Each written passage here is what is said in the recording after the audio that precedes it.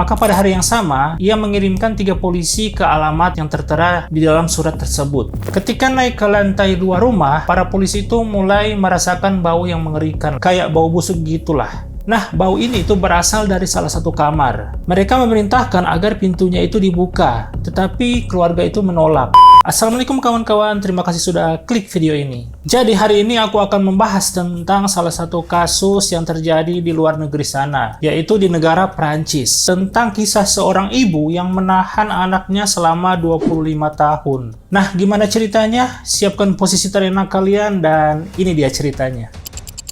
Blanche Monnier lahir pada tanggal 1 Maret 1849 di Prancis. Dia ini terlahir sebagai anggota keluarga yang kaya dan terhormat di kota itu. Tiba-tiba dia ini menghilang saat berusia 25 tahun. Kasus ini itu bahkan memiliki nama di Prancis, penculikan Poitiers. Karena Poitiers itu adalah nama kota tersebut.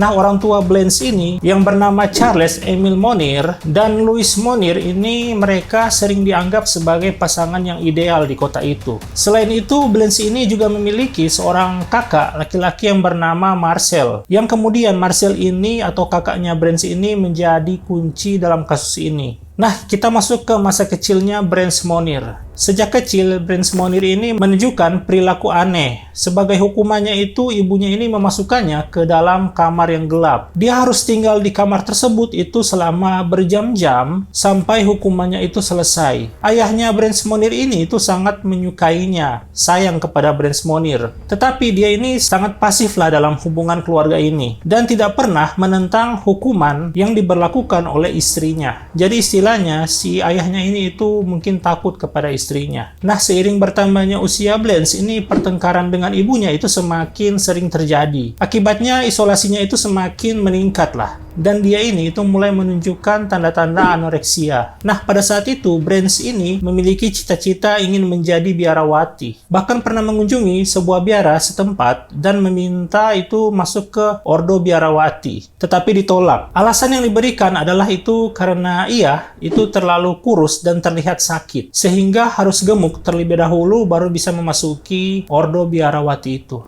Nah, pada tahun 1873, nenek Blanche ini meninggal dunia, dan itu membuat kondisi mentalnya itu semakin down, semakin memburuk lah. Salah satu gejala awalnya itu adalah anoreksia. Ayahnya ini memanggil seorang dokter yang mendiagnosisnya dengan demensia dini. Pada saat itu, Blanche ini sering mengalami serangan histeris yang hebat. Bahkan beberapa pembantu rumah tangga itu takut masuk ke kamarnya. Salah satu yang dia lakukan adalah itu menanggalkan pakaiannya dan berjalan di sekitar kamarnya. Karena jendela kamarnya itu menghadap ke jalan dan banyak orang yang melihatnya dari luar. Rumahnya itu berada di jalur yang digunakan oleh para mahasiswa untuk pergi ke perguruan tinggi, tempat ayahnya menjadi rektor. Jadi si Blanche ini terlihat jelas dari luar. Nah, hal ini itu sangat memalukan bagi Charles Emile Monnier, sehingga pada suatu saat itu jendela itu mulai ditutupi sepenuhnya, tidak ada celah, dan kemunculan Blanche ini menjadi semakin jarang. Nah, pada tahun 1876, Blanche ini yang sudah semakin jarang berhubungan dengan orang lain, menghilang secara definitif. Tidak ada yang melihatnya lagi. Jadi, hilang gitu aja loh. Ketika keluarganya ditanya tentang hal ini, mereka memberikan jawaban yang sangat menghindar. Jadi, seakan-akan tidak tahu apa-apa.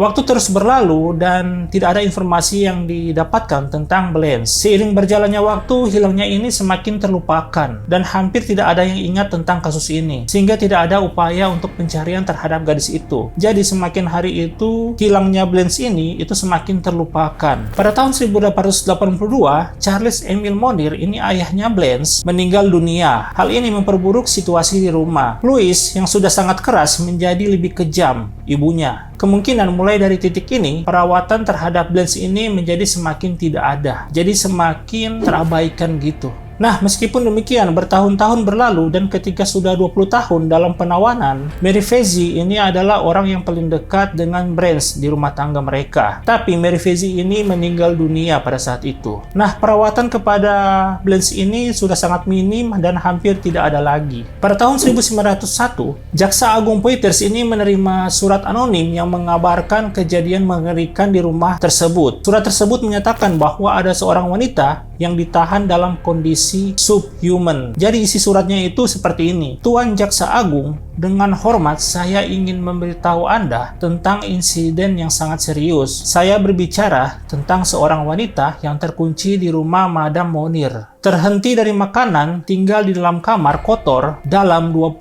tahun terakhir. Maka pada hari yang sama, ia mengirimkan 3 polisi ke alamat yang tertera di dalam surat tersebut. Setibanya di sana itu mereka berbicara dengan beberapa pegawai rumah tangga dan kemudian dengan Marcel, saudaranya yang tinggal di rumah depan, serta Louise Monir, ibunya. Salah satu polisi ini merasa curiga dengan cerita yang diceritakan oleh ibunya dan meminta izin untuk memeriksa rumah. Louise ini memberikan izin, tetapi dengan syarat seorang pegawai rumah tangga itu mengikutinya dan juga tidak boleh masuk ke dalam kamar manapun. Ketika naik ke lantai 2 rumah, para polisi itu mulai merasakan bau yang mengerikan, kayak bau busuk gitulah. Nah, bau ini itu berasal dari salah satu kamar. Mereka memerintahkan agar pintunya itu dibuka, tetapi keluarga itu menolak, sehingga akhirnya pintu itu dirusak. Ketika masuk ke dalam kamar, itu salah satu polisi itu pingsan karena bau yang sangat busuk. Sementara ada 2 polisi lainnya itu tetap sadar ya, dan berhasil membuka jendela untuk memasukkan cahaya ya dari luar. Nah, tubuhnya Blancy ini yang kerangka itu dengan berat sekitar 25 kg. Itu kurus banget loh cuy. Nah, Blancy ini itu langsung dibawa ke rumah sakit setempat untuk menerima perawatan. Itu nggak kebayang loh kalau misalkan aku jadi polisinya, terus masuk ke kamarnya itu menemui si Blancy dan udah nggak teratur kayak gitu. Nah, salah satu alasan yang diajukan adalah bahwa Blancy Monir ini itu jatuh cinta pada seorang pengacara Republik bernama Victor Calmeil. Karena keluarga Blancy ini sangat monarkis, keluarganya ini tidak setuju dengan pernikahan itu. Sementara sumber lain itu mengklaim bahwa persetujuan pernikahan itu tidak terjadi karena perbedaan usia di antara mereka. Blancy ini berusia 24 tahun dan Victor ini berusia 38 tahun.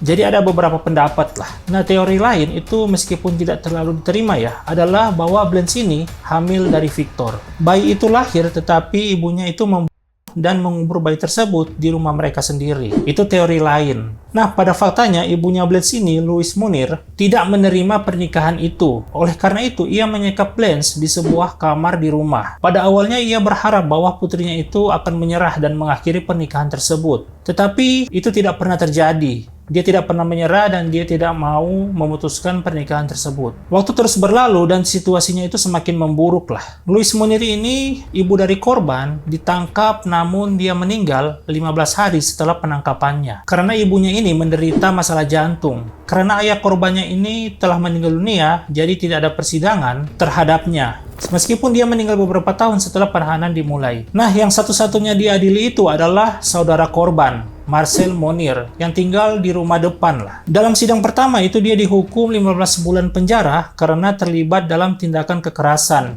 Namun dalam banding, sebulan kemudian dia dibebaskan. Mungkin dalam hukum zaman dulu itu kayak begitu, aku juga nggak tahu. Menurut pemahaman para hakim yang terlibat, hukuman pertamanya itu hanya 15 bulan karena pada saat itu ibunya itu memiliki pengaruh yang sangat besar dan dominasi berlebihan dalam kehidupan keluarga, sehingga keputusannya itu sangat berat. Dalam sidang kedua itu pembelaan berargumen bahwa Blancy Monir ini menderita gangguan mental, jadi agak sedikit rada-rada lah. Yang dikonfirmasi oleh beberapa mantan pegawai rumah tangga dan dokter yang merawatnya selama masa remaja si Blancy ini. Dia semakin parah ketika ayahnya itu meninggal. Nah, meskipun dibebaskan, Marcel itu tidak memiliki kehidupan yang mudah lah. Karena kasus ini mendapat liputan media yang cukup luas pada saat itu. Jadi ini udah viral pada zaman itulah. Nah, pada saat itu Marcel itu mendapat kemarahan dari masyarakat. Dia sering menderita penghinaan dari orang-orang, sehingga dia harus pindah ke kota lain. Setelah dibebaskan, Blancy Monir ini dirawat di rumah sakit jiwa selama lebih dari 10 tahun, di mana dia meninggal pada tahun 1913, pada usia 64 tahun. Dia ini pulih secara fisik, tapi tidak dengan psikologisnya. Nah, sampai pada saat ini itu tidak ada yang tahu siapa yang mengirimkan surat anonim tersebut. Nggak ada yang tahu sampai sekarang siapa yang mengirim itu. Nah, gimana menurut kalian? Apakah si Blancy Monir ini itu menderita gangguan jiwa sehingga harus dikurung seperti itu? Atau ada motif lain dari keluarga tersebut?